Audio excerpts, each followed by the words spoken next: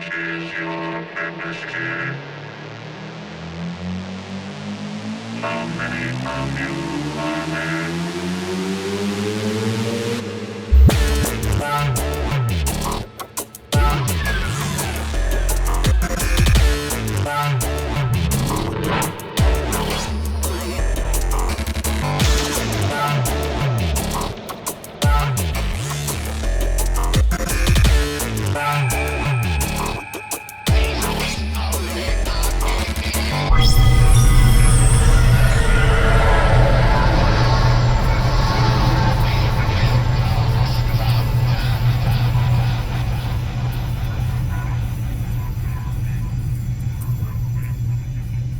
to Voyage of the Geek for another week.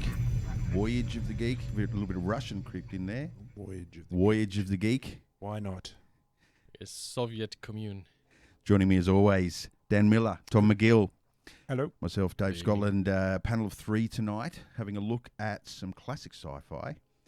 And classic in the sense of age, period. And it's from that period we've discussed before for sci-fi, which is a bit of a golden age for sci-fi.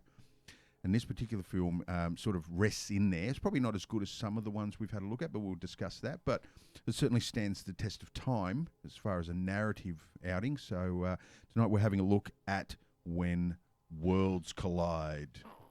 And you always feel like you either need an echo when you say that, or it's a boom, boom, boom. I don't remember too much of the trailer anymore. Did they do anything there with the voice? Oh, it's Be there. It's that typical When 1950s trailer, absolutely. So, gentlemen, how did we find this one? As in, how did you come across it? Was it early in life or only last week? It's a film that one of those films that the title is always around, and it's like they came from it came from outer space. Them, the invasion of the body snatchers. There's movies that you've just constantly that everybody has heard of. And this is one of those that is on the list of things I would always want to see because it's a film that I've heard so many times. The other thing is that you get those films confused. You don't know if this is the day the Earth stood still or and you're guilty of that. Yeah, absolutely. You thought it was another film that had a sort of a sister planet to Earth hidden on the other side of the sun. Yes, I thought which it was rings a a bell film. to me. That concept rings a bell to me. Did you manage to find the title of that film? The only film I found on under that title is Doppelganger, which is a film a decade or two later after this one.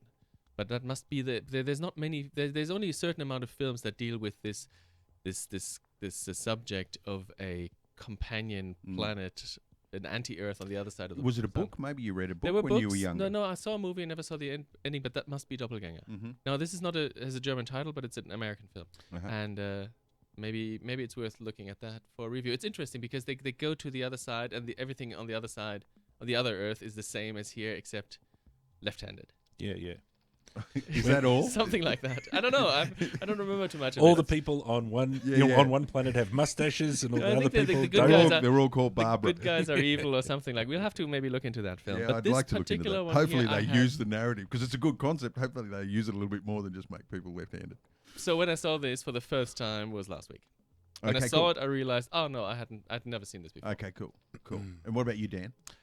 When Worlds Collide sounds like a proverb or something or other. It sounds like and maybe it is. When pigs fly. Yeah, that's right.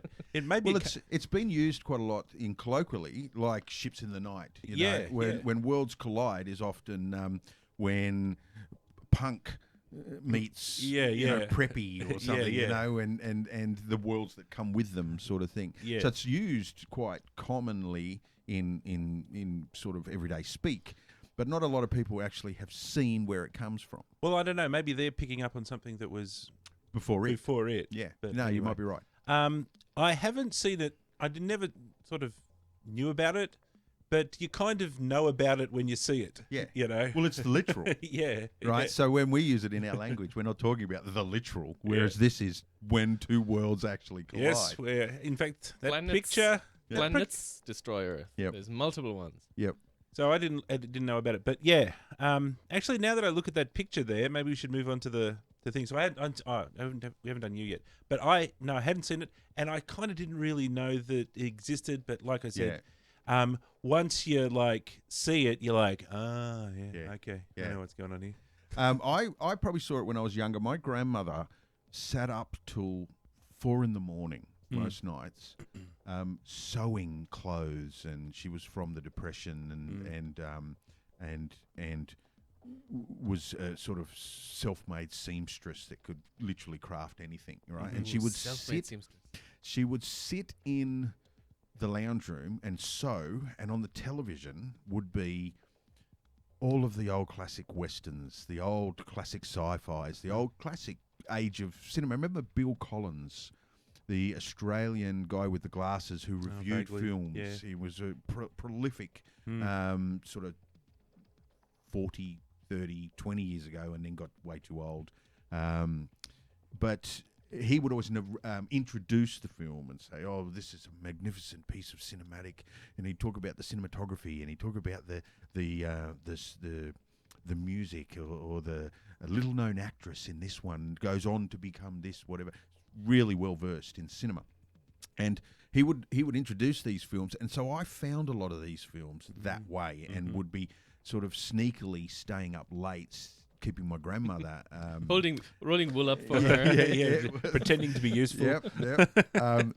And managed to see a lot of this stuff. And this, I think I saw that then, because when I saw it later in life, it was all very familiar to me. But hadn't seen it until last week for at least, I'd say, 15 years. I hadn't seen it. And it's exactly as I remembered it. Not really cool miniatures, which we'll talk about later on. Not too bad. My point was that even if you hadn't seen it, you probably could still remember it, Yes. right? It's like what you think it's going to be like. Yep. Yeah. It's a trope-laden film. Yes. Yeah. Absolutely. Well, it's possibly even the trope creating, not it literally by itself, but it's definitely in the deep vein of all of those, gold mine of tropes that come out of the... My first line in my notes is the trope fest in the opening scene. Uh-huh. The opening thing. Yeah. We have scientists. Yep. We have big-ass telescopes in the background. Yeah. We have a phrase, if my calculations are correct. Yep. We got everything. We got little slide rulers and people making notes. Absolutely. All right. So what we normally do for the show is we use the narrative beats of a film to sort of drive us through the process, and I think for this film it certainly qualifies for that. Some films we watch, that just makes it worse. Zardos is probably one that comes to mind. The more you try to stick with the beats of the film, the more confusing it gets. But this one certainly, I think the narrative is easy to follow. So Dan, you are the navigator of all things narrative. Where do we start with this one? Well, I think we need to take a quick backward step and just have a look at the movie poster. Yeah. Absolutely. Do you know? I guess this is the movie poster, right? For those not watching, it's one of many usually. It's maybe Probably it's the layout might be a reproduction, but then again, the sort of bloodstain looking things in the top corner looks like it could actually be a collectible. So it could actually be a movie poster from... True, it does seem to have bloodstains. Maybe it was when worlds actually collided. They made it. These are the kind of posters, these horizontal ones with the kind of writing underneath. They were typical for that era, and they were sort of A3 size. They weren't big things. Yeah. And they used to have them all over the walls with different pictures from the film. They usually have that layout and that font, and then there'd be like 5, 6, 7, 8 different versions of this. Yeah. And it's there's a formula going on here. The tall, skinny font looks like almost a Helvetica type font, and all of the actors are, say, 10, 15 points, and then Technicolor is. And mates, I want to know: did the average punter in 1951 know what the fuck that meant? Technicolor. They knew it was color. Do you think that's it? It's just That's the all fact they that it's cared about. color. Yeah, and it's got Techni, fair which call. is probably sciencey, so that's probably better somehow. Yeah. Yeah, I think we also found some lobby posters that must have been what Tom was talking about, where they're, a whole variety of screenshots, essentially. Yeah, there's I've thrown a couple in there, including... Maybe So some as we first roll shots. through some pictures in the background here, you'll probably see there's a couple of foreign language ones as well. The thing that draws my attention, though, on the When Worlds Collide poster here is the colliding world seems very small. Yeah, because it looks like a moment of impact, doesn't it? It looks like it's actually pushing over this large building. It's that Indiana Jones rock. Yes, That's what it is. and so the world is probably the size of Yeah. You know, a very large city block. But what mass does it have? That's Yeah. a neutron star. A world with that mass to destroy us, but the size of a city block. It's Could a be bit a like neutron the line out of whatever it is. I'm not locked in here with them. They're locked in here with me. Yeah. Watchmen. Yeah, Watchmen. That's it. So yes, it's probably the Earth falling onto this very small thing. It gives you an indication when you look at the tagline that was used for the film. Oh yeah, what's the tagline? It gives you an indication of sort of the scope of how the Americans saw the world, right? The tagline is, where did it go? Oh, see New York City completely unindated.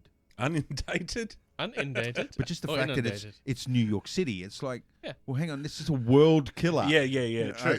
Yeah, there's that very American-centric thing that kind of happens in American movies. Where And it's only like, 2 shots, I think, where the Yeah. water comes in around the miniature buildings. I always love to transpose that to Australia, and it'd be like, when Wagga gets wet, or something or other. The inundation of Wollongong. Yeah, nice. So that was the tagline. So where do we start with this one? Well, my memory of where the film actually starts is the best way a disaster movie can start. Raging fire, right? Narrative. In fact, I've got an image here of somebody's actually broken down when worlds collide in this fire. And this is the first sort of panels of the film. But that looked strange to me, and that looked like it probably wasn't there. Do you think in it the might have been a original. bit of promo It that was sort of feels to me tagged on? like this is something that they added in the 80s. Yeah. I was looking at one of the next shots like this where they have the opening credits. Yep. Okay, so they have all of this sort of all the opening credits. They have it's almost like a typed page. Yeah. With the person's name ... and Remember, then they also have a big diagonal display of all the names. And in they're there. all offset. Yeah, and yeah. they lean. The Yeah, heading yeah. doesn't say credits or actors; it says for your approval. Yeah. The players And- or something. Yeah, or other, and the players are all staggered to Yeah. the right as they go down the page. And whoever doesn't make that list remains uncredited. There's nothing at the end of the You only film. get 4 panels. Like Yeah. there's only 4 or 5 panels, and then that's it. There's no rolling credits. I guess we sort of graduated from that over time to. There's not a lot of opening credits in films. Usually there's maybe a dozen names. Or you And spend it's 20 just the minutes at the end. director or something There's like that. usually, something big and famous. apart from the actors, you'll only ever really have a writer, a director, producer, and maybe a cinematographer and story based on. Limited to very, very super famous. simple stuff. But super these famous people. almost the whole cast, everybody gets their name up there. Okay. The other thing I liked, still about these opening titles, is that they had this red kind of blurred background, red and black. And I swear, off screen, underneath the camera, they're filming a red and black sort of space smooshed thing. I swear they must have had like a little retort stand or something with about 4 cigarettes. Yeah.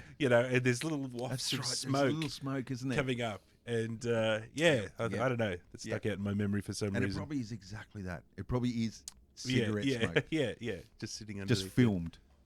Because those plates, they're artwork, right? Someone's painted those, like with the names and the dots and Yeah, whatever. yeah. That's painted. Yeah. Well, Just this even the is- original Star Wars scroll is painted on card, Mhm. and then it rolls underneath. Or the camera rolls over the top of it. Mhm, mhm. So someone's painted that. So yeah, to have smoke, they've probably just camera, smoke, card. Yeah. That's all it is. All right. So how does the story start? So I think we've talked a couple of times. We've talked a lot about how stories sometimes end without a conclusion. They just end. Well, this one's definitely got that, and we should keep our eyes peeled for this in the future, because this one starts kind of pretty abruptly. Well, actually, there is I'm getting ahead of myself. There is a kind of a narrator, There is a narrator, and a beginning. But when the movie starts proper, there's no messing around, and we jump straight in. Yeah. Well, there's no character development or any of that sort of stuff. It's straight plot. The first one is, bang, plot. my God, there's a giant planet heading towards us. That's like the first, literally Yeah. the first now let's line. meet some people. They don't Yeah. even say they don't say. I like that about the film, how they don't say what's going on. They keep it all simple. And it's deliberate. It's part of the deliberate. plot. Is that it's all hush But the way hush. they build it up is Yeah, nicely yeah. because there is. Well, we'll probably get that. I'll continue talking in a minute, maybe, Mm. because Dan wants to start off the first. Well, scene. we're getting ahead of ourselves because Yep. there's the narrator. And what happens before the narrator? Remind me. We have the Bible. Oh yeah, of course. Yeah. Noah, We Noah, have and the We have the freaking deluge. Bible. Noah's Ark. Noah's That's Ark right. and the Bible. That's right. And what particular passage is out of the Bible, which is kind of a bit, because it's a Noah's Ark thing, right? So there's the Noah's Ark bit, but which is the passage? Did you read it? Yeah, but I don't It was remember. all about the evil of man Yes, very good. and how it was a decision God to decided to wipe them out. decided to squash everybody. I will smite thee. Yes, a good smiting and start again. Mm. Yeah.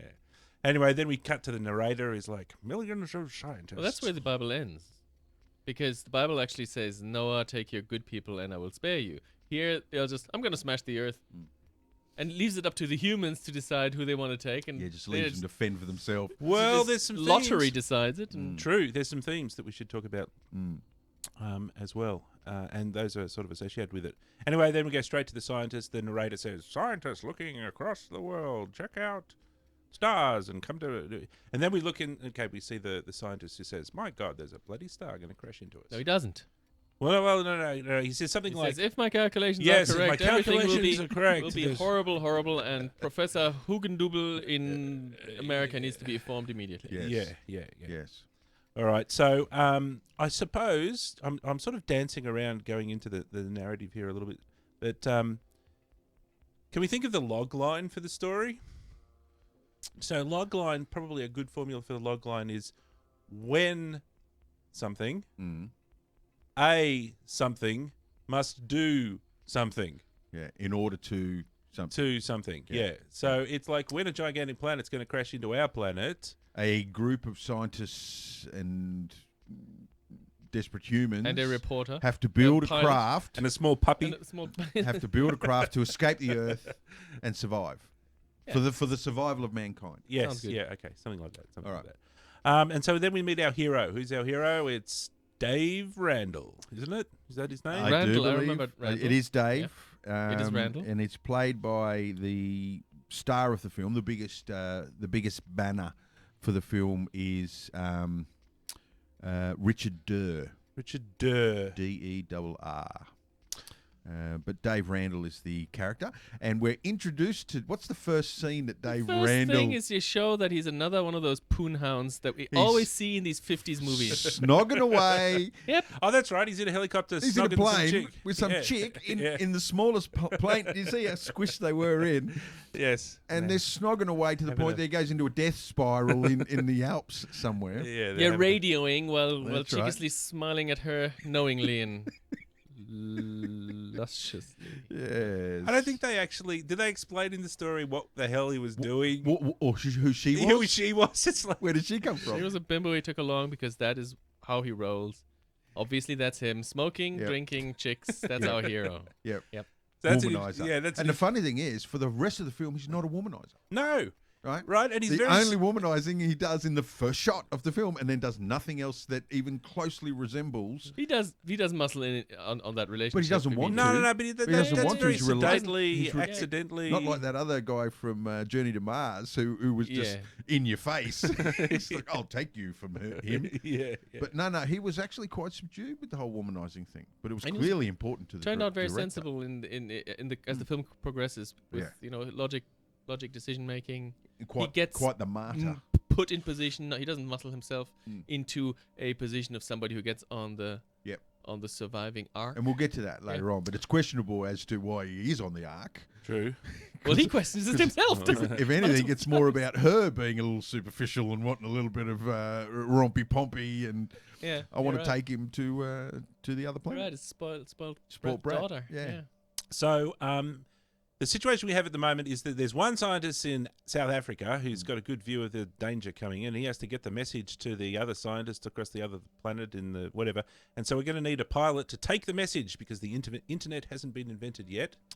We need your best man. We need your best courier Mm-hmm. to take this message, and we need someone that's not going to ask any questions. Yes, and somebody That's- will get the job done. So you need to be a courier, Mm-hmm. A, and not ask too many questions, B. True. And you need to also have a bit of integrity. You've got to be a... Can't be bought. that's right. Right. But if this was an 80s film, that courier would have been an ex-Navy SEAL. Yes, exactly. It would have been Steven Seagal. Yes. But in this film, it's just it's just a pilot. And that's all he does, flies airplanes. That's right. That's right. Takes chicks on joyrides. He knows where to land. Yeah, that's all he does.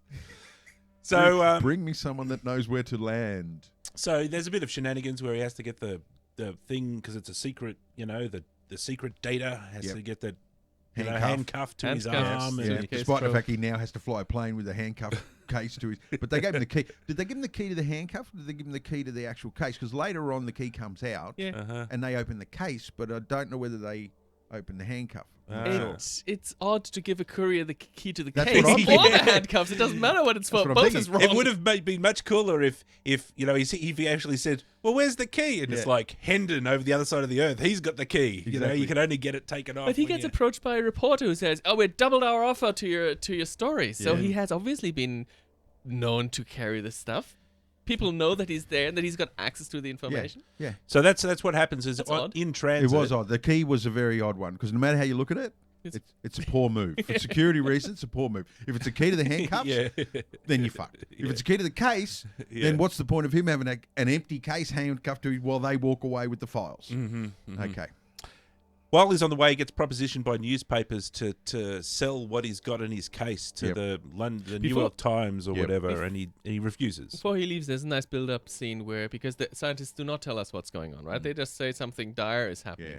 And the pilot complains about not being paid up front. I only get this little bit of money now. And the professor can't help himself. And the professor says, well, the time will come when money doesn't mean anything to anyone. This money's not going to be important anymore. And Randall says, well, when that happens, I'll be 6 feet under. And what does he get as a reply?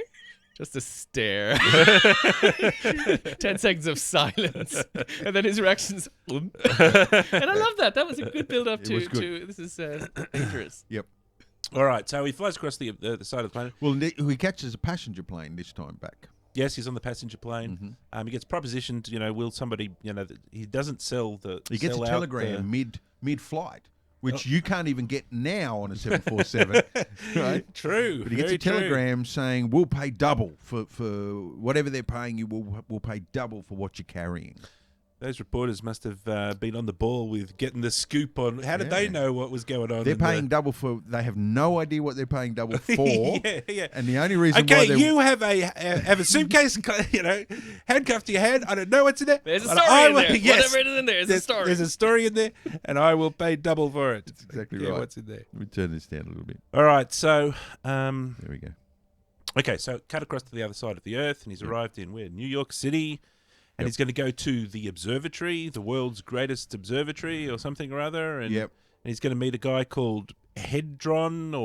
Hendron, yep. A large Hendron collider. Who he recognizes by photos he's been given. That's right. He's Dr. Cole Hendron. Yeah, he's been given photos, so he gives it to the right guy. Yep. And he gets picked up by Joyce Hendron, who's... That's right. She's got a bit of pull at the airport. Right, gets him past customs. Ah, yes. There's no because I was wondering how they were going to get through customs with the handcuffed secret box. But she's got a bit of pull and pulls him aside, and out they go the back door through customs. And she's the daughter of the professor, yeah. Yeah, and she's the female main character for the film. Yes. And so there's a cool shot in the story. Still tweaking sound levels here. There's a cool shot in the taxi, right, where they're talking, and something rather cool happens that I thought was where Randall pretends like he knows what's going on. Yep. Yeah. So he wants in on the whatever it is. He's interested. Well, he's and really she assumes he knows, and he goes, "Well, yeah, of course I know." Yeah. What's her line? Her line is something. Well, she says, "Do you think it's right to keep this from the world?" Yeah, that's right. And he says, "No, everybody should know this." And she goes, that one decision You're to a play braver man than I am. to play the game opens the whole world up to him. Yeah. Because later, when we find that that opens the door for him to sit in on the rest of the meetings and because he's the bloody courier. He should be out of there immediately. And so he's I the thought FedEx guy that gets led into the world's most secret meeting. Yeah. But it was nicely built up that it was this kind of accident that he knew what was in the case, and therefore he was part of the. But I don't know, then he wouldn't.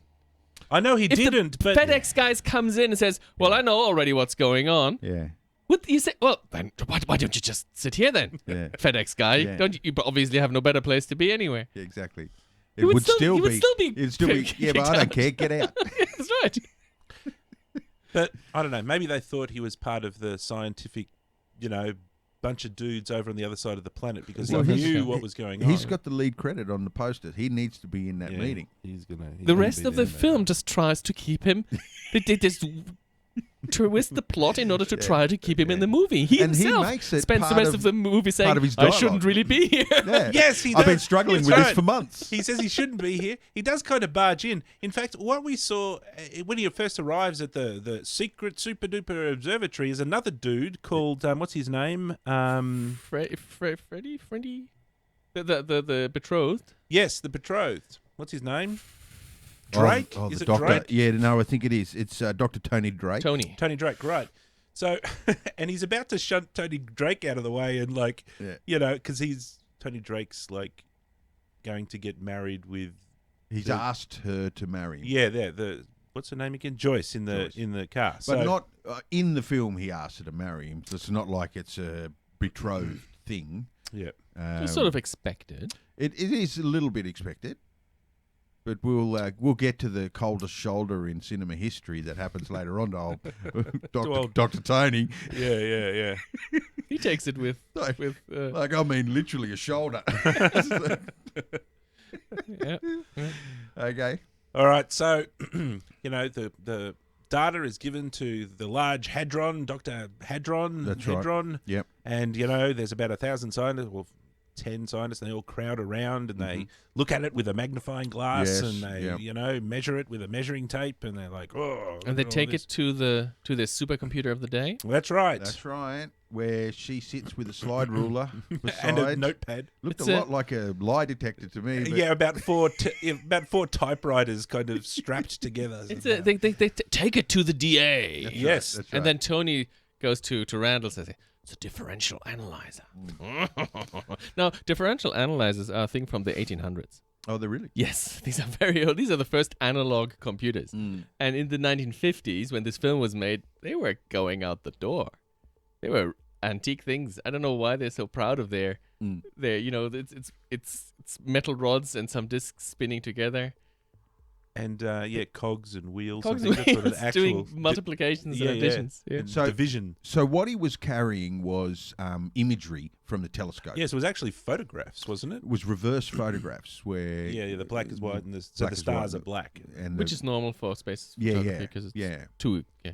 And so I guess the group that it got brought to, their task was to look at it and then analyse the accuracy of it to then disprove or prove their theory that something is afoot. And I think Dr. Hadron says, there's no mistaking, Yes, we can. There's no longer any doubt. Yeah. Dr. What's-His-Face over on the other side of the planet is incredibly accurate with his figures, Or the chick, the daughter that goes into the other room with the slide ruler is very accurate because she's with her little notepad. Everybody's in the other room, stressed, smoking, standing around, waiting.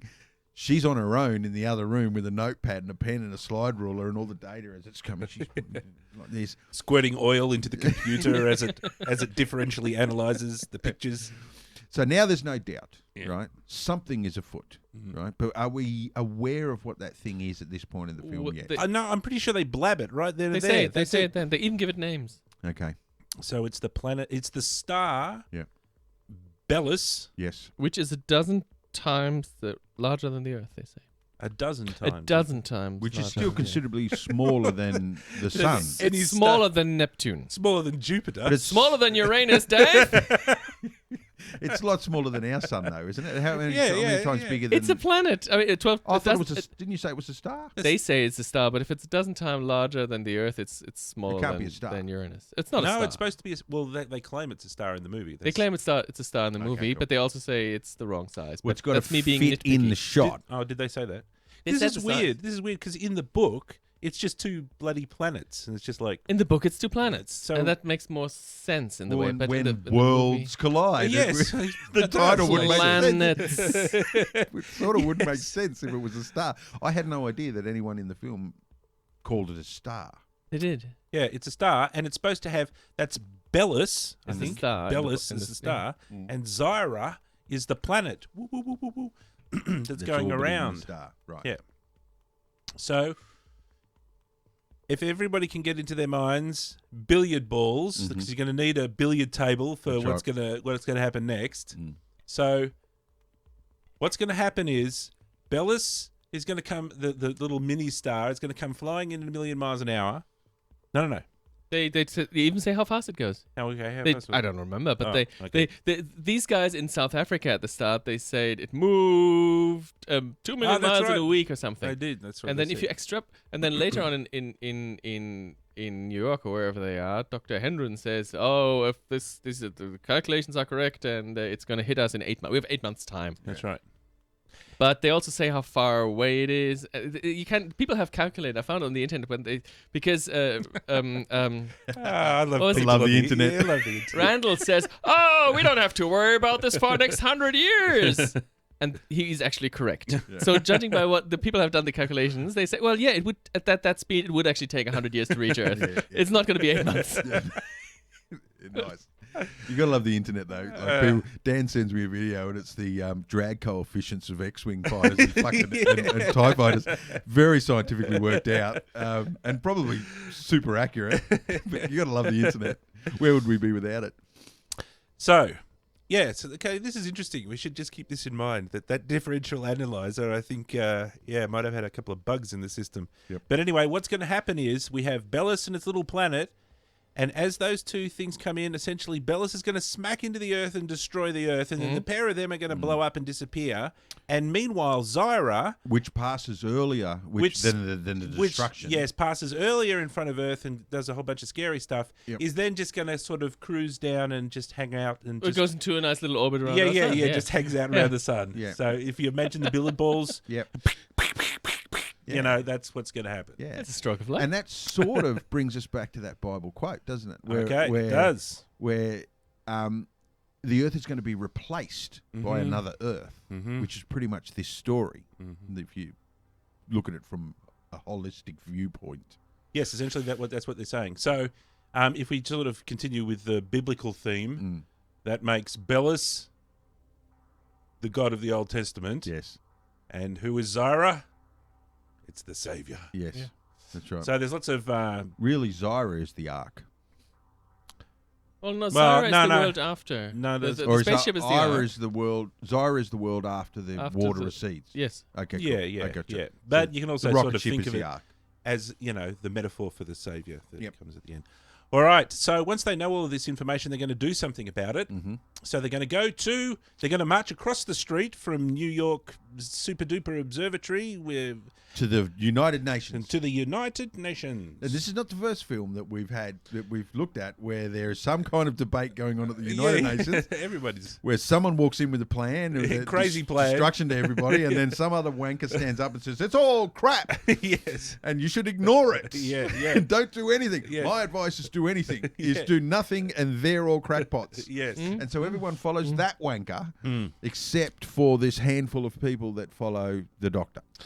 It's cheaper to follow the manga. Yeah. It's quite Do nothing. Okay, so this is... been doing that for decades here on Earth as So well. you've just explained what happens is Yeah. the scientist comes into the UN and says, says, planet's going to blow up. And the UN says, oh, what a load of idiots. That's never going to happen. Yeah. And so...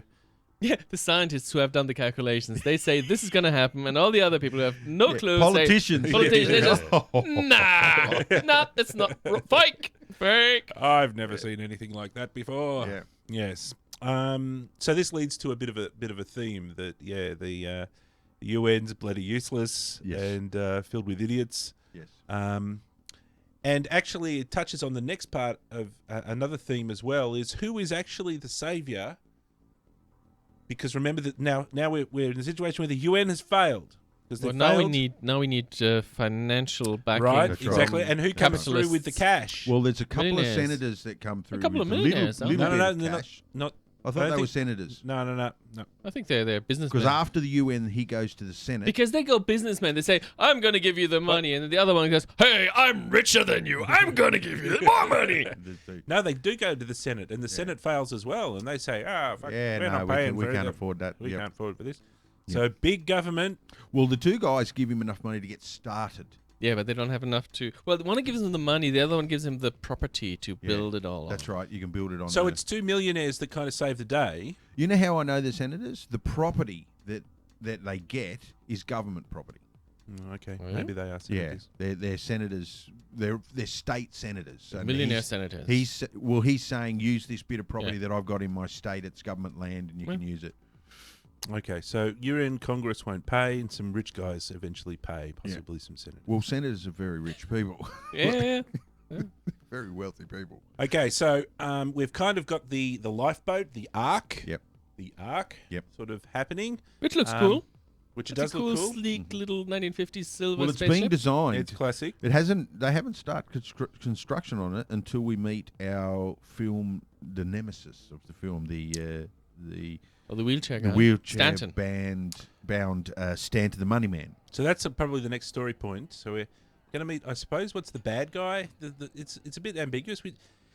We don't really have a bad guy in the movie. He behaves He certainly represents very evil. much. Yeah, he's arrogant. He bosses his manservant around. He says, go outside and read the magazines. Yeah, get out. He also wanted to hand-pick, as part of the deal, he wanted to hand-pick the people that went. So there's a rich guy who's going to pay up the rest of the money. Where but Hendon he's a comes grumpy into old... his own, where he puts the gun to Stanton's head, essentially. He says, Yeah. your money or your life. Yeah. It's those very So words. hang on, just explain it clearly. So Sydney Stanton says, I'll pay for this rocket, but I'm going to be in charge. Yep. And the Large Hadron Collider says, no, you aren't. Yeah. You want to pay for this rocket? I'm in charge, and you get one seat to put your own butt on, and that's right. it. That's exactly right. And he says, Yeah, you know I can't refuse. yes, you bastards. Yes. Yeah. Yep. Okay, so, so I was saying, is he the bad guy? I think so. I think so. Just remember at the start, the Bible thingy at the quote was that God's going to destroy the world because everybody is evil. Well, he's not. The world is wicked. He's a bad guy on a lesser level than world destruction sort of. But he also God. comes through with the cash, so it's a little bit of an ambiguous bad guy. Well, he has to come through with the cash because he wants to survive. Yeah. True, but I mean, the writers didn't have to put him in the story. Selfish. No, right? they do because it is Yeah, I a think they story do. about human. It is not. It's just about how would you behave in the world when you know you're gonna die. Yeah, you know that's- how does your behavior change, and that's part of the story. So And we that's, need to have. I that. think that's at the core of the narrative is people's reaction, and to have you've got the star of the film, David, what's his Randall. name? Randall. He's super reluctant. You know, he wants to do the martyr thing, and he doesn't want to go. He wants to give someone else his seat. It's consistent to the point of pissing you off as an audience member. And then you've got the opposite to that. So he's the opposite to the Dave True, Randall, that's a good point. isn't it? Well- And I think you have to have that. Otherwise, it's Yeah. all fucking lollipops and ice cream. If anything, the film doesn't dwell enough on human reaction. They'd have what this film is missing is the shots of the normal people who are not invited, who are not building on the arch. They don't know that the arcs are being built. They don't know where they're built. So what are these? What's their reaction? They know at some point in the story later on, the world accepts the fate, and they know that the planet is going to destroy everything. And I'm sort of missing seeing shots. We're definitely of missing what it. people do. Do they huddle together? Even do they after panic? the Is there rioting in the 'cause streets? really it's a double destruction process, isn't it? Where the planet comes past first, unleashes The earthquakes and everything. earthquakes Just and like tidal the waves. nine days before or something. Yeah. Well, it would have been good to see some like we really only see a handful of people on a little tiny clump of land that And they're gets just some deliveries. passively being rescued. Yeah, and it's not like they try to climb on the helicopter or anything. Yeah.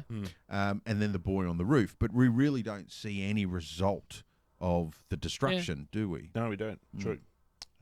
We see a whole when we get there, but we do see a lot of stock footage of all sorts of things blowing up. But yeah, not what happens And to miniatures being washed away. miniatures being I squashed. think it comes from the time of. It depends on when they make the film. Like if cinema at that time is full of drama and character and all the rest of it, the selling point of this is the miniatures and the explosions and the fire and the other planets and the rocket ships and the Technicolor, and not so much the plight of the humans after the flood.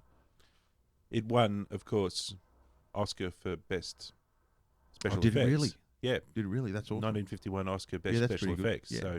So it's a technical sort of feat, you know. Mm-hmm. And it has good matte paintings. I love, like we already Except passed for the final one when they reached the planet. Oh yeah, that was a very Daffy letdown. Duck. They had lost the money, Warner Brothers. Well, lost the funding. I'm thinking the Roadrunner's going to fucking come out from behind that rocket in a But minute. isn't that a beautiful shot when they come to the side of the that's a rocket matte for the painting. first time, and that the bus that brings them, they go through the checkpoint. The bus drives past the camera. That's right. And reveals it. the scenery. That was fantastically done. Beautiful, yeah. That's great. Yeah. We need to talk about the matte paintings in this as a specific topic. Yeah. So That painter wasn't even credited. Oh, really? wasn't he? No. No, that sucks. That Interesting. sucks because he's important to this film. Yeah, absolutely. Yes, he's very important and more important than. All right, we can't forget to hit that topic. Joyce and Randall fall in love. Okay, they fall in love. That's right. It's very sedate, and they're kind of very proper and. She falls in love. She says, "Daddy, I want a different man. He makes me feel funny. Yeah. I want to try that out." Yeah. And Daddy says, "Right, I'll find an excuse for him to be here." To come with us. And I think she just pretty much says the reason that she likes him is he's just so different. Yeah, he's different. He makes me feel funny. He's different to what I'm used to. No, he's actually the same as the other dude. I want a new pony. Yes, they're almost identical. You're a mole.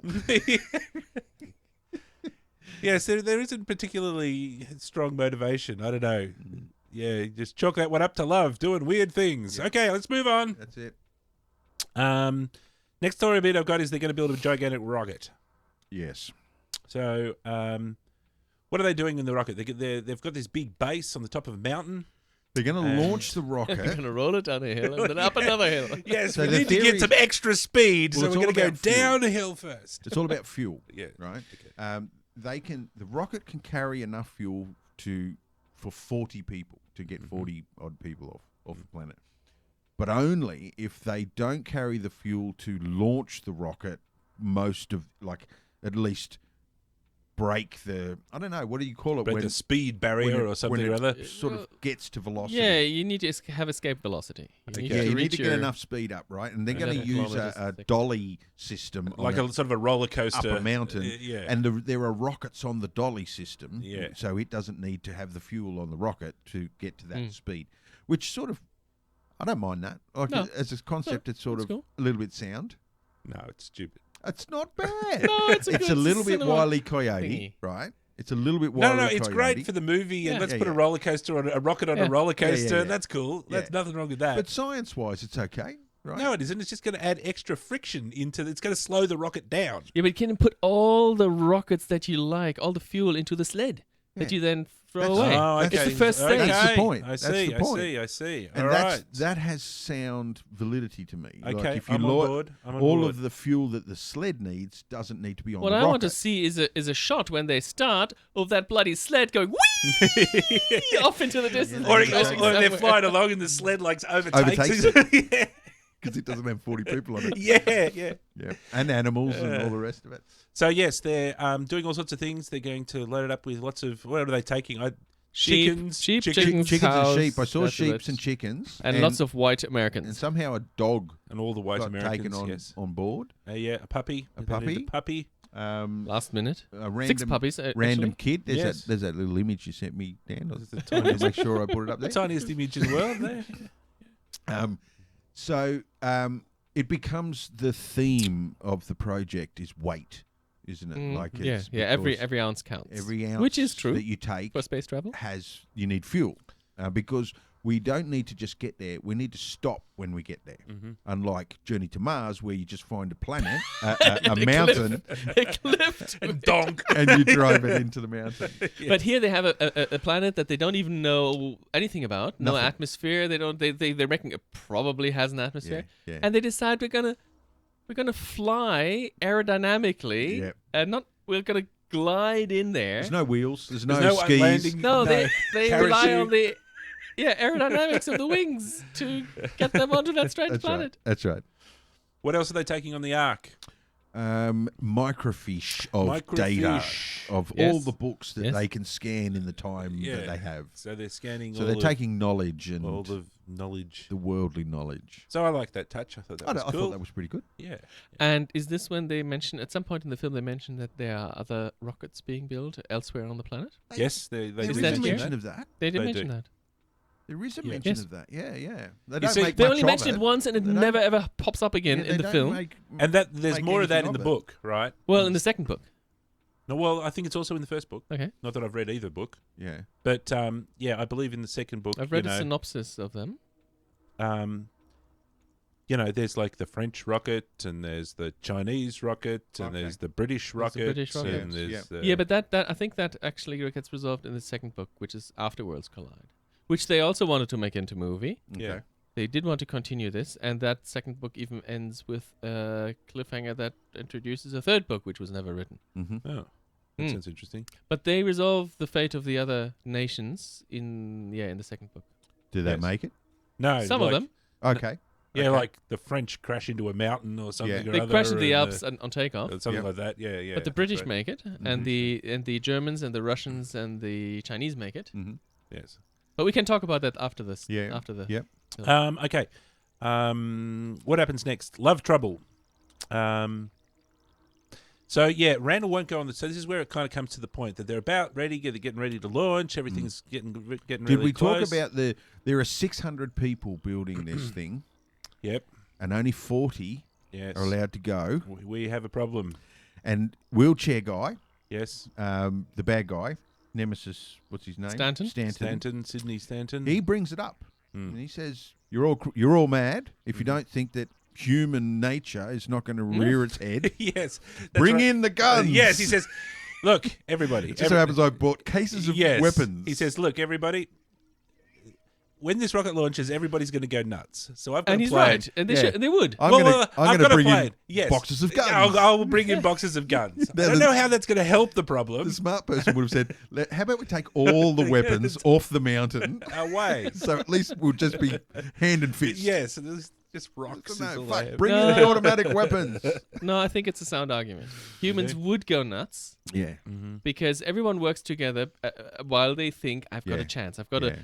a 2% chance of getting the lottery. So everyone works furiously and hard. And the scientists are naive to it, aren't they? They're like, well, I don't know what you're talking about. People Yeah. will do the right thing. Yeah. He's the only one that actually He's makes. right, but he's right. people would go nuts. Okay. The scientists, as you're saying, the scientists are all a bit nonchalant. Everybody will do the right thing. Yeah, of course they will. So just think carefully for a second. Large Hadron Collider, Dr. Hadron, he's like, what's all these people getting all uppity about? His daughter gets a free trip. Yes. He gets a free trip. Yes. Well, he built the thing. He deserves a free trip. The FedEx And his daughter. the FedEx and her guy boyfriend gets- all And a get a bloody free dog. trip. That's right. And a dog he found somewhere. and some random kid. Some random kid he kind of liked. So it's very fine for Dr. Hadron to say, what's all these people? Yeah. Just some of you are going to die. Stop being so, dramatic about it. in that pipe be so spoken common. scientific way. I can't understand all of these people. Now, Righto. yes, come. Now, what would you have done? Like, you got 600 people building the rocket, and then at some point you have to announce that these are the 40 that are coming with us. What would you do to make sure that the whole fucking situation doesn't go? I would belly up? announce that, good news, everybody, there's another rocket. It's off on that mountain over there. So you 560 people go over there. Yeah. And you can take the second rocket. That's not too bad. That's not too bad. In the fact, there's 2 American rockets in the book. Bam. Oh, is there really? Yes, there's 2. and In the send book, them- Yes. yeah. Okay. Yeah. I would have probably put the list at the bottom of the mountain and only had a bus that could carry 40, Well, that bus to will the never top. make it up. right, to the top. Yeah. And you've only got to outrun them for about 40 metres before. So it's the 40 fastest people that make it. To the Yeah, there Well, you go. As long as the 40... Let's make this sporting, Well, shall we? you call them out one at a time, right? You say, Beverly White, and she gets on, and Phil Blake, he gets on. And then once the bus is full, take off. They'll never make it. Like, they can't. It's humanly impossible to get to the rocket. That's the only thing I could come up with. Or another way is you say, "Good news, everyone! We've redone the calculations and we realised room we can for 2 Yes, more. we can realise Fight for it. Yes, we can take 80 people. Yeah. So this is the first bus. Yeah, I like it. The plan did have holes. It didn't make much room for human nature, and it did rear its head. We'll get to that point. So I think we're getting close to that point. Zyra starts coming close, and then we have disasters everywhere. Yes, so, that's right. We get out all the stock footage. And New York is inundated. Undated. Is that the word they use? That's the word in. I do not believe that is a word. The tagline is you will see New York City completely inundated. Unindated. Everybody who is listening to this, open up a new tab. Unindated. Yeah. No, they just got too Here are a confused. couple of the other taglines. You've got romance, thrills, adventure. Just 3 words with exclamation marks. You've got see New York completely inundated. See frantic preparation. Unindated is not a word. Of course not. It's inundated, but they got inundated. it confused. They have the letters confused. No, I've got it confused. Oh. Oh, okay. Dave. Because I'm looking at you thinking, I've heard that word 20 times. Inundated. Oh, yeah, okay, that makes sense. Well, I think we should probably stick with undated. Yeah. This is where we edit the show and take the last 2 minutes out. No, the last 2 minutes of If gold. we start that, we'll have no show. See frantic preparation to start new world. Frantic. So that's not even a... This sounds Okay. like it's thrown into Google Translate out of Japanese. Yeah, I'll prove that these are Look, real, right? You've can- got see frantic preparation to start new world. So it was more important to have an exclamation mark than an A in there to start a new world. Yeah, pay by the Start letter. new From world. here. It's like a telegram or a Yeah. tweet. They've only Yeah, got 40 yeah, words. yeah. They can't waste any. Untold excitement is unleashed. They should have told us that excitement. I wanted to see that. Excitement will be coming in the next There will be scene. excitement, but we were not going to tell you about it. 44 men and women in desperate getaway flight to escape Earth's destruction. 44? 44. See, What? They're even counting that there's some freeloaders on this. No, they went with your plan. They said, no, it's 44. We'll take the first 40. See the crash of the planets Earth and Belus. Lots of exclamation marks in all of it. Yeah, I think those taglines are actually more exciting than the movie. It is a mellow film, isn't it? It's a little bit. Yeah. It's a little. I needed bit, 3 attempts to watch it. I paced. kept falling asleep. Yeah. it's a I little free bit- evening.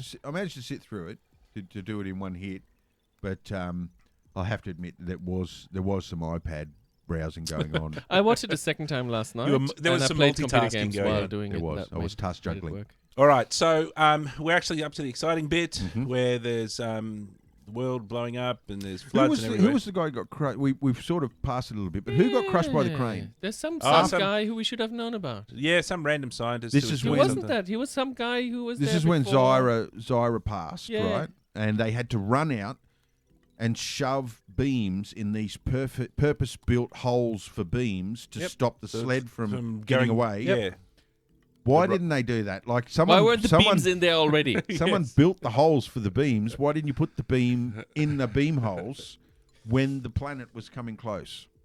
I don't know. I don't know, stupid.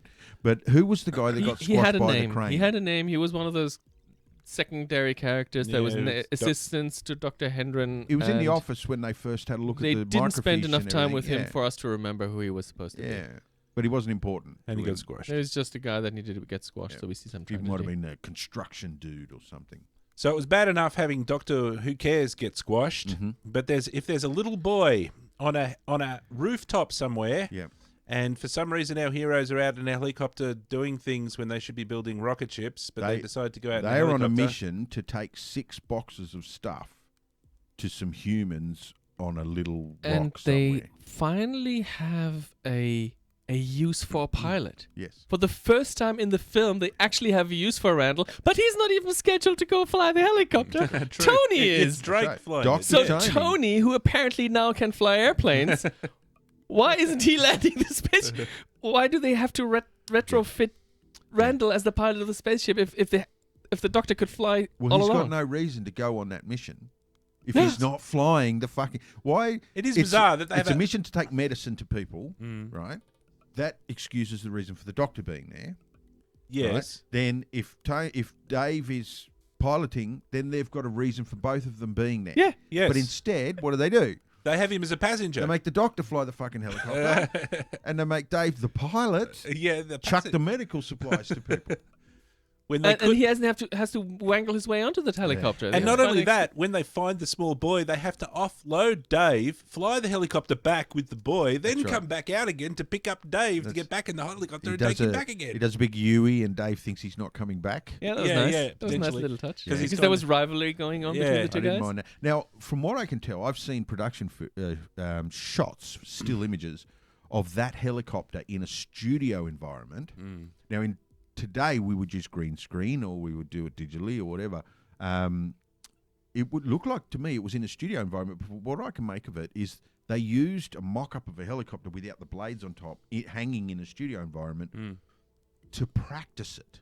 Yeah, to practice the stuntman They jumping did it for off real. It looked. Yeah. This is a tiny helicopter. This is a small. It's 1951, man. Like helicopters are only around for about a year or three before that movie. I don't know what the latest in helicopter technology is, but if you have a look at the controls, there's the rotors and there's a stick attached, physically attached to the rotors. And that thing literally turns the fucking motor that's driving the rotors. It's like a lawnmower on a gimbal motor with a seat attached. That's pretty much it. And they got a throttle here. It's great. And this does the thing. And it's fantastic. The two pedals do the rear. Yeah. It's the kind of helicopter I could keep in my garage. Yeah. It was because it's only a couple of years later that we see those MASH helicopters, those military bubble sort of... whatever they're called. 1951, man, there's... Helicopters haven't been around for very long. True. At all. True. We've got to think that's probably, some pretty cool technology, actually. 1945 was only 5 years before, 6 years before. There's no helicopters at all in the Second World War. Am I wrong? There was no, that's right. No, helicopters were just... So how many stunt helicopter pilots are there? Yeah. And it was the actual actor, wasn't it, that did the stunt? Oh, it looked like. Well, it was right up in camera. No, I don't think it was. Right when he jumps out and saves the kid. He's right up in camera. No, I don't know. Maybe. I was super impressed. I will reckon that these helicopters were probably. Well, I don't know. I'll shut up now before I embarrass myself. I was going to say they're probably very easy to fly because it is just a stick. Yeah. You just sort of spend an afternoon learning how to fly the bloody thing, and then you can fly it. Yeah. Pull the stick forward, engine goes back, push backwards, the helicopter goes forward. It's like a drone. No sudden moves, and you'll be fine. Yes. Don't get startled when you see a spider. If it starts spinning, you jump out. Yeah.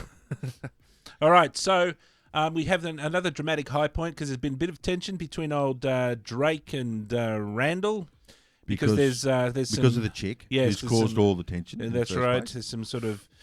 well, she's given Doctor, by this time, that cold shoulder scene has happened.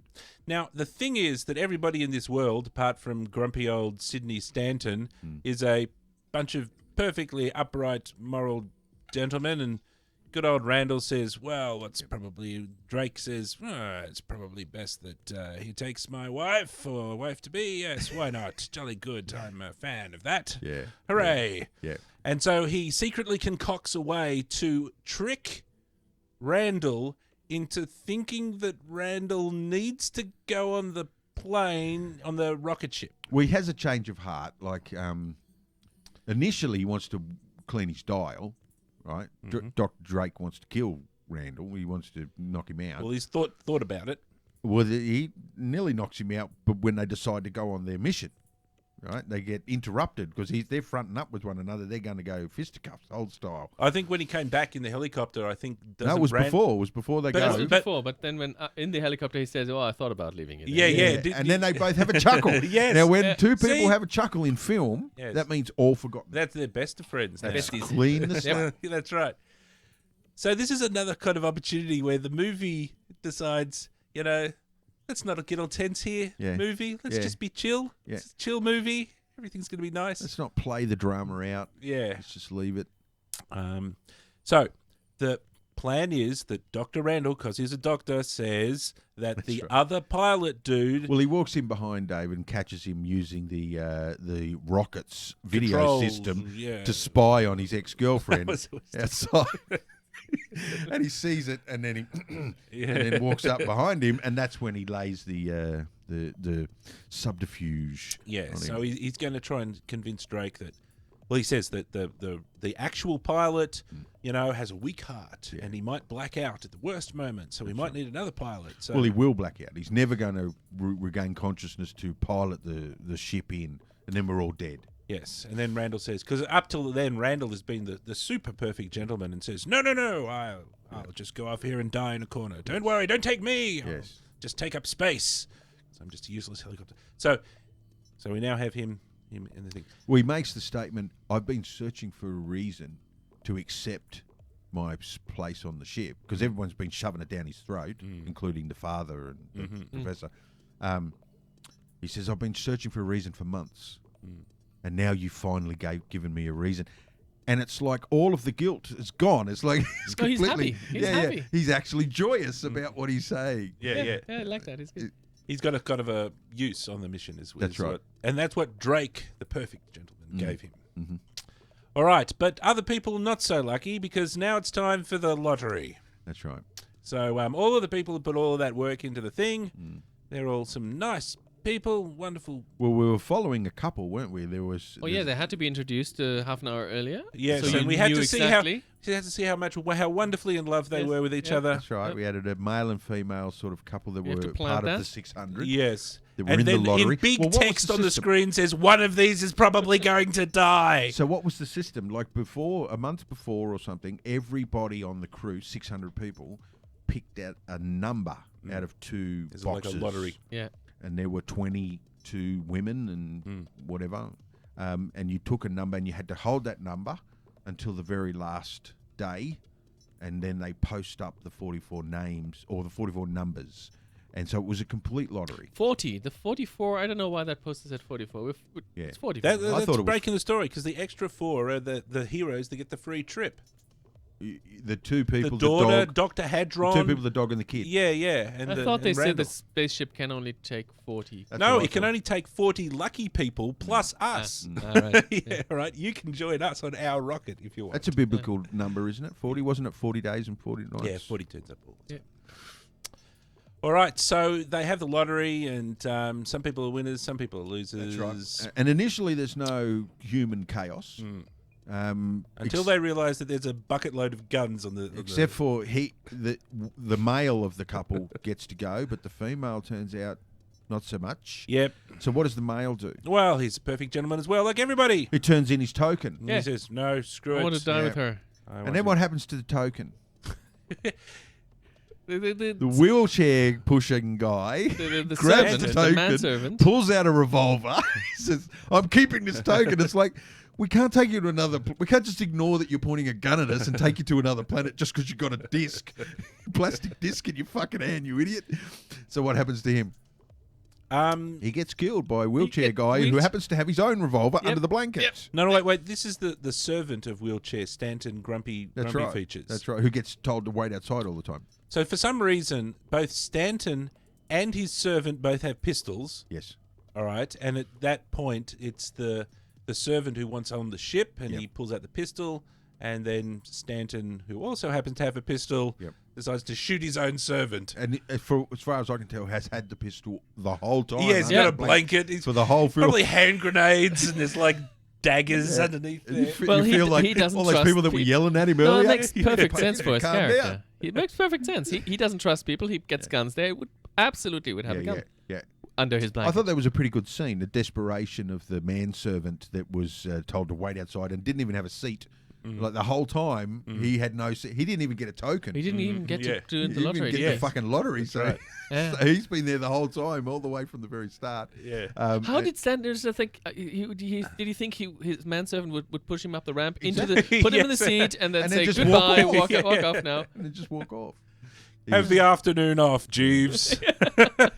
That I think that was his naivete. Like the scientists were naive to certain things, and then he was naive to certain things because he was looking in another direction as well.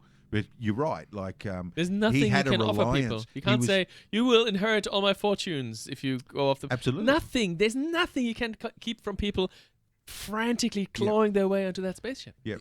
Yep. There was only a seat on the spaceship. It's the only thing you could give away if he had it. Yeah. Of value. Mm-hmm. Everything else is gone. All right, so everything's loaded up into the spaceship, and then all hell breaks loose, and Bellis is going to crash into the planet, and then the rest of the crew, with everybody's loaded up on the ships, and the guns come out, and a riot ensues, and mutiny. We see this. The scientist, the head doctor, Dr. Hadron, is he's tasked himself, or somehow he's become the pusher of the wheelchair. But he's got a plan. Yeah. What's his plan, Dan? Well, it somehow works out that he and Stanton... He knew the whole time that we can have a puppy and a kid, and, and we can give a token to the chick that missed out, because he's not going to get on board. Yeah. The new world is for the young. Yes. How can we keep adding things to this thing? I thought there was only 4. Oh, we'll find some ways. Don't worry about that. The whole time he knew. Yes. Right. So I'll push you up the ramp. Don't worry about that. So I can see the scene where it's Stanton. It's like Stanton with his gun. Yeah. All right, you bastards. I'm loading on first. Right. That's what I would have done. And Dr. Hadron's no. I've got a better plan. We'll load you on last. Yes, that'll make things. That way you get the best seat. That's right, and you get the best view, the window seat. That's right. So basically, the doctor the whole time knew that he wasn't going to go, so he had a couple of ounces of weight up the sleeve to play with, and that's how the dog and the kid and the extra chicken or whatever it was gets on. That's right. And so, as you say, the guns, the horde find the guns, which was always going to happen. Yes. There's one token guy that's just, don't you know that it's not going to make any difference if we kill them 40, then the next 40, and then we'll have to kill them. And he made perfect sense. To hell with you. Get your guns, boys. You love that scene. Yeah. All practicality and common sense goes out the fucking window. Of course. And I love how they're actually shooting at the spaceship when the rocket ship. They're like shooting at it. It's Fuck them. Yes, we're not going to win, so at least they could lose. Fuck it. It's pretty cool sequence. Okay, so what does Dr. Hadron do when the rioters are coming surging up and the rocket's just sitting there and everybody's... He closes all the gates and lets the rocket ship go, doesn't he? Yes, but how does he do that? It just so happens that right next to him there's a giant lever. There's an emergency shut the door button. An emergency start the rocket button, which is like this big lever that's just outside next to the ramp. And he's like, oh, Chip, quick, pull this. That's right. And I remember thinking, who's that for? Yeah, who was the guy who's supposed to... That's probably the manservant again. Go outside and push that lever. You can imagine one day earlier when people are just milling around and everything's almost done and it's like, oh, what does this do? Don't touch that! Don't touch that lever! You get to do it tomorrow. Yeah, nice. Yes, all right. And so poor old Stanton gets left behind. And he gets out of his wheelchair and walks. In a desperate That's effort yes. to try and catch that. I am healed. Yes, take me. It's almost a Darth Vader scene. No, exactly. I was thinking more of Dr. Strangelove, but same thing. True. Yep. True. It's a trope. It's the trope It's another generator. trope. Yep. This movie. It's the trope generator. So the sled rocket launch system works flawlessly. We don't get to see the launching rocket, the launching sled, but we do get to see the rocket launched into space. And what else do we know? We don't get to see? The worlds colliding. Yes. No, we don't get that. It would have looked pretty poorly in 1950s.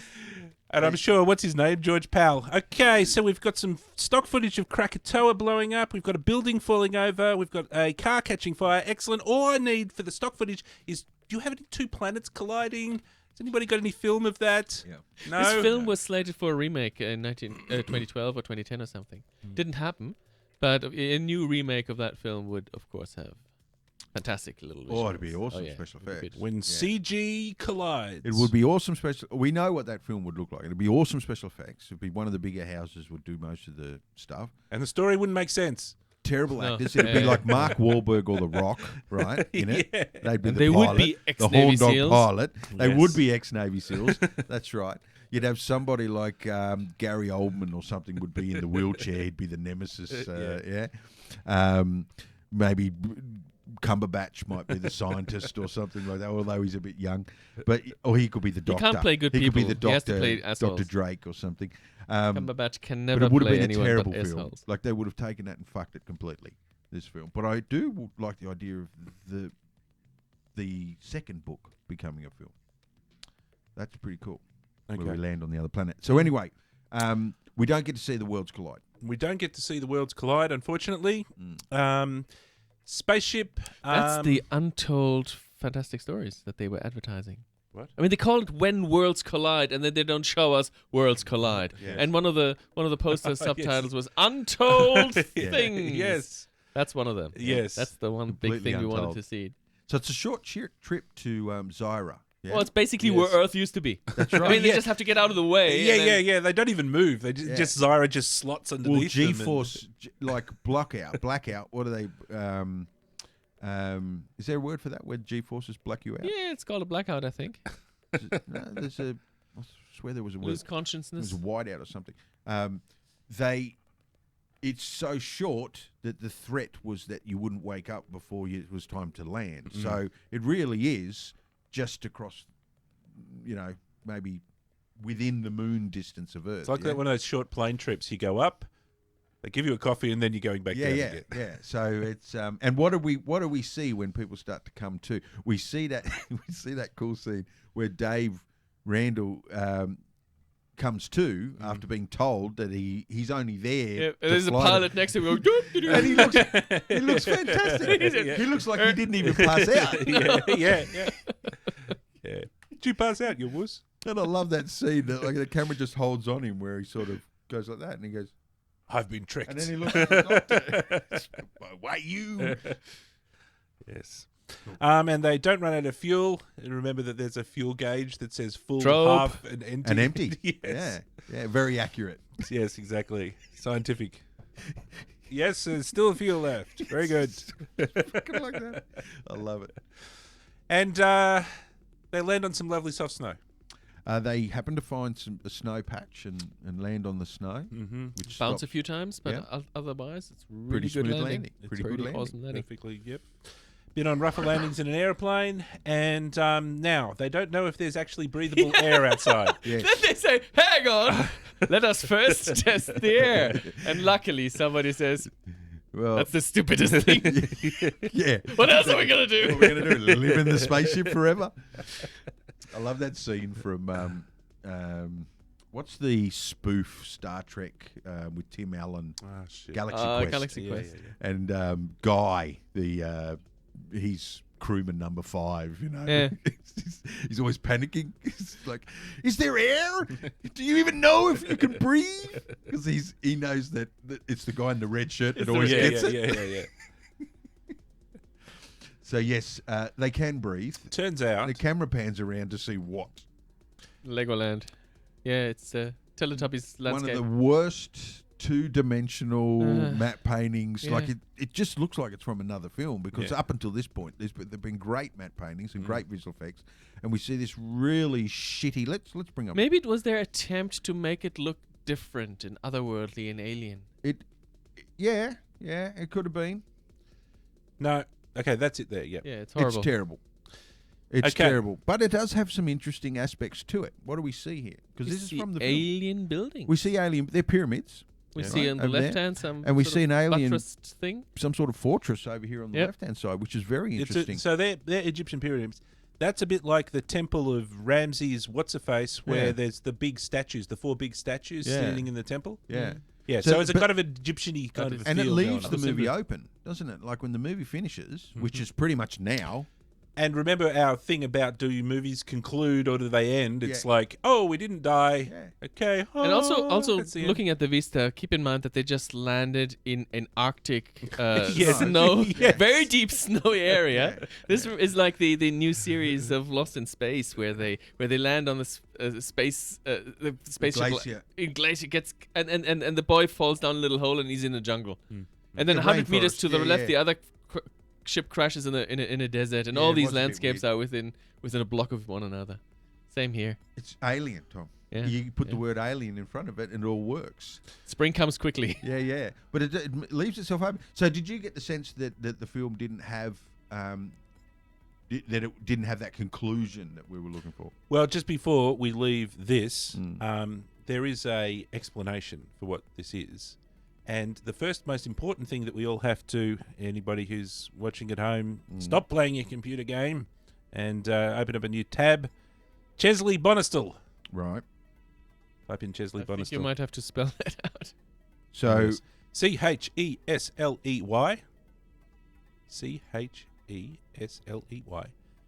Bonestell is like bone. Bonestell.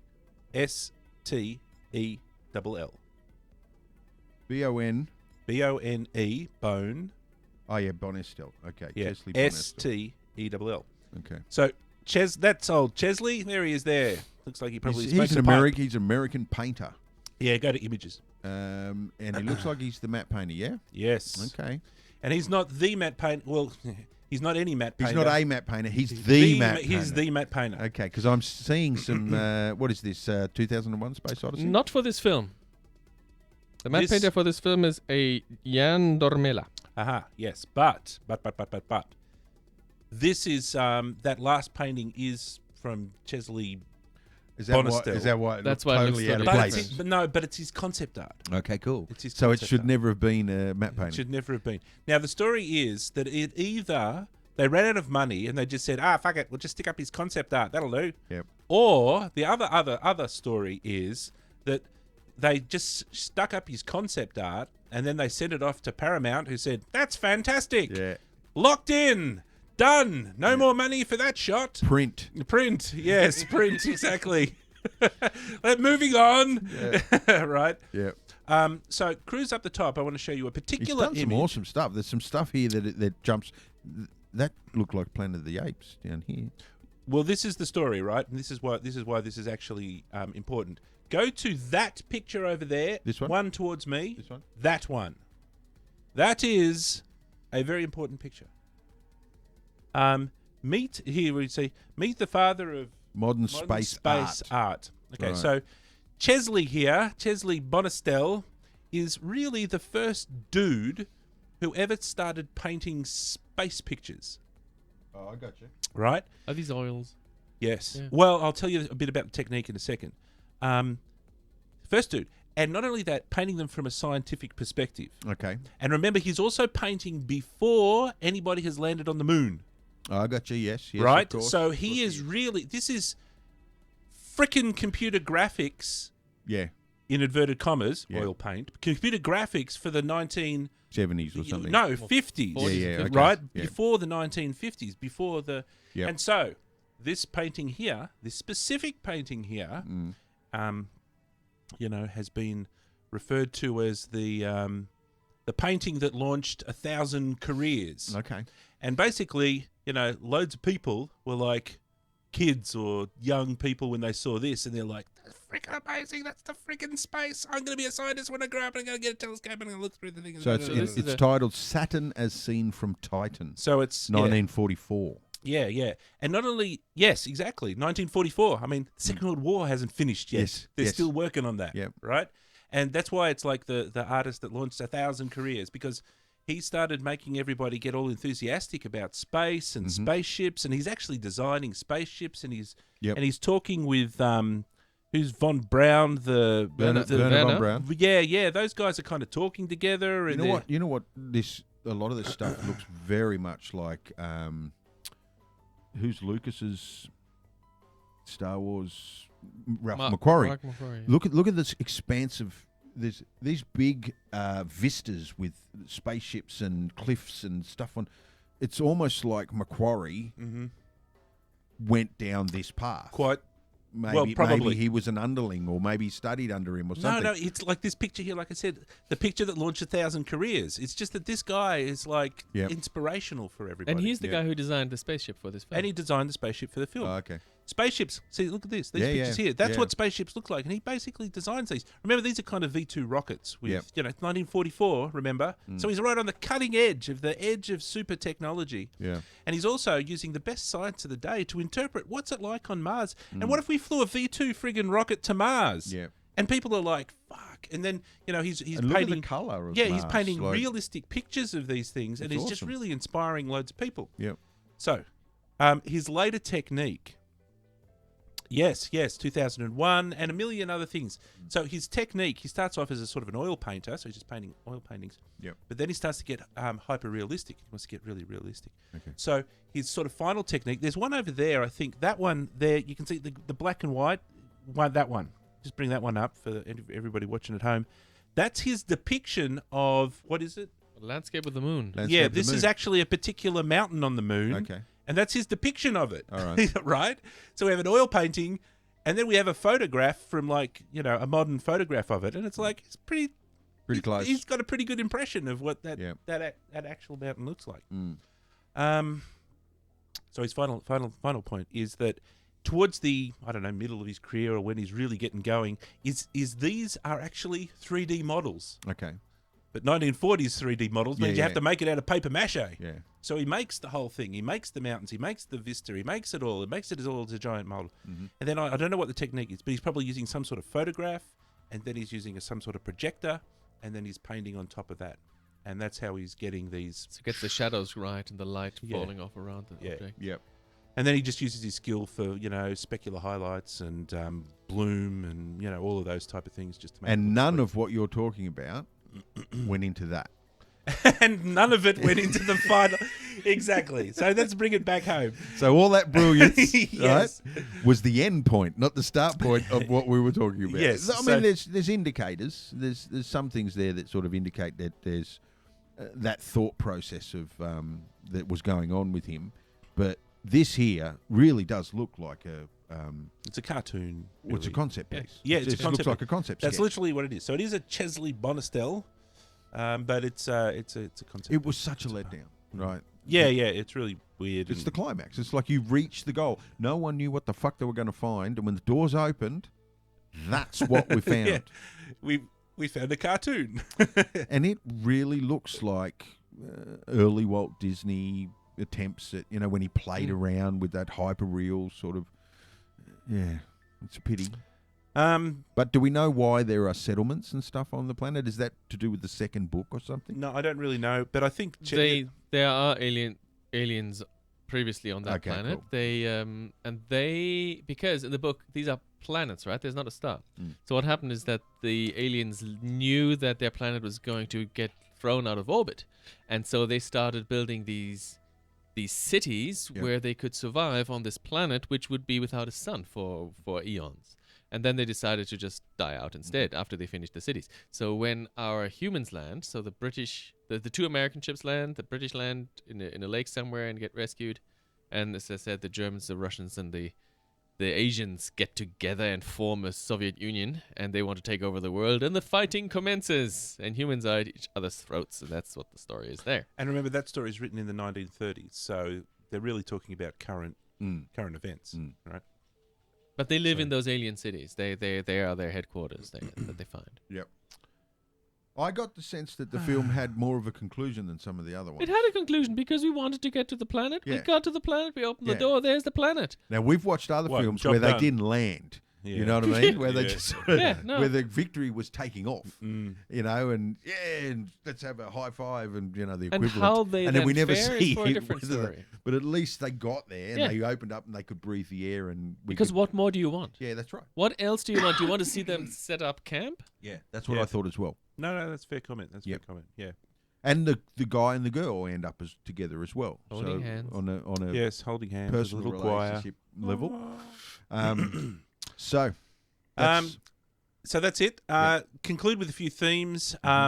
Disaster movie. Again, this is the trope master. This movie, the movie that launched 1,000 tropes. Yep.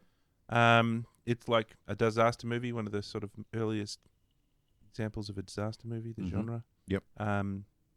Probably a lot of themes of atomic war, going on, just coming out of the Second World War. Yep. We did the biblical stuff, Noah's Ark, and all of that sort of business. Yep. Few versus many, about how only, I suppose it's a bit of a weird theme that everybody dies at the end, except our heroes who go on to the new world. So, and a bunch of people that won a lottery. And a bunch of people, the luckiest people in the world. Yeah. And that's about it. They're all arriving in uniform. They're all wearing the same Yes. same colored poncho. And a beanie. Yes, those weird sort of Arctic. And beanies. Yeah. Because they didn't know what to expect. Yeah. So, come prepared. Wear a poncho. Could be raining on the another Yes, it Yeah. could be cold out. Absolutely. Could be acid rain. It could be all sorts of different things. Yes. It costs $936,000 estimated budget. It is a lot for the time, isn't it? For the time, I'd say you're coming. It'd probably be about a $12 million yeah, film. I'd guess. Yeah. About 12 million, 15 million, something like that in today's. So, which is low, Today's money. but there's no there's not a lot of visual effects in it. It's all physical effects. It's all miniatures. In the and trivia stuff on like that. IMDb, it says that George Pal had envisioned much bigger movie and couldn't secure the funding he needed. Yeah. So really, for that budget, they did a pretty good job. But realistically, for the time, that's a pretty expensive film. Yep. And it probably wouldn't have got a run at the Academy Award if it didn't have that type of spending. What did it get the Oscar specifically for? For the models, for the matte paintings, for what? best visual effects or something like that. So but no, No, I don't know. we any don't know what specifics. actually was, I was just- the. It must have been the I just miniatures. Well, I just assumed all of it. Must, the like there's a miniatures. lot The of look. images of the Like I was saying, of the there's- miniatures. There's lots of stock footage in there which wouldn't particularly be impressive. Mm-hmm. But All right, the so pictures and how stuff. do we rate this one, gentlemen? Burn, borrow, or buy? Well, let me go first Mm. because I read a lot of reviews actually, and I found that 6.7 yeah, IMDb. and I found that was basically consistent across everyone. Yeah. Everyone who reviewed it basically give it plus more than 50%, Yes. but only 60-65%. I'd love to see a film from that era that goes higher than 6.7 with today's rating. Who was rating them? Well, you're talking about a lot of people that don't get into that field. Who are the people? There's only a handful that would rate it higher for nostalgia reasons that are actually rating films on IMDb. You know, how many 60-year-olds are walking around rating films on IMDb, which would have a nostalgia connection to this film. True. There'd be a handful of guys that's sort of our age, and then they start to come down. They're not going to give a fuck about it nostalgia-wise, so therefore the score's probably going to come down a little bit. So it's pretty good if it's holding it I steady. think of its time, I don't think you'd see many films that are that good. 6.7 IMDb. So everybody, basically, lots of people, lots of people, 6.7, and I kind of agree with that. I think that's probably correct. It's a good example of all of the things we've discussed, plus a really good example of that atomic age of 50s movies. And another kind of thing that I like about it, I was like the story is kind of straightforward. They're not trying to stick 500 stories happening at the same time, which tends to happen a lot these days with modern movies. They've just got one kind of story going through. Okay, so I agree with all of that stuff. My only complaint is that it's just a little bit wooden. It's just a little bit. The drama is just a little bit. Like the whole film sits on the surface. Yeah. Nothing goes too deep. It hasn't got the rewatchability that I like for a film that I like to buy because I want to watch it again. There's no really compelling characters in it. And there's no roller coaster. Yeah. It's a coaster. Yeah.